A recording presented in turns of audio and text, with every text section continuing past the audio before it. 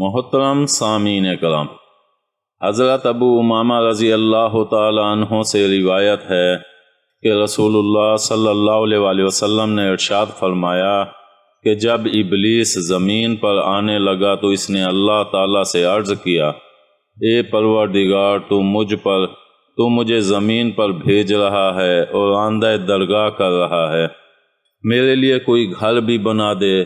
اللہ تعالیٰ نے فرمایا، تیرا گھر حمام ہے۔ اس نے عرض کیا، میرے لیے کوئی بیٹھک بھی بنا دے۔ فرمایا، بازار اور راستے تیری بیٹھک ہیں۔ عرض کیا، میرے لیے کھانا بھی مقرر فرما دے۔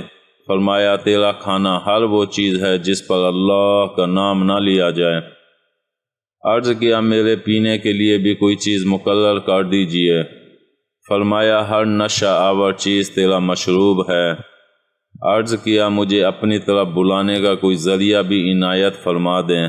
فرمایا، باجے تاشے تیرے منادی ہیں۔ عرض کیا، میرے لیے قرآن بار بار پڑھی جانے والی چیز بھی بنا دے۔ فرمایا، گندے شعر تیرا قرآن ہے۔ عرض کیا، کچھ لکھنے کے لیے بھی دے دیں۔ فرمایا، جسم میں گودنا تیری لکھائی ہے۔ عرض کیا، میرے لیے کلام بھی مقرر فرما دے۔ فرمایا، جھوٹ تیرا کلام ہے۔ عرض کیا، میرے لیے جال بھی بنا دے۔ فرمایا، عورتیں تیرا جال ہیں۔ اس حدیث کے مطابق میوزک اور گنا شیطان کے منادی اور شیطان کے دائی ہیں۔ آج ہم اپنے گرد و پیش پر نظر ڈالیں تو اللہ کے رسول صلی اللہ علیہ وآلہ وسلم کے اس فرمان کی حقیقت کھل کر سامنے آ جاتی ہے۔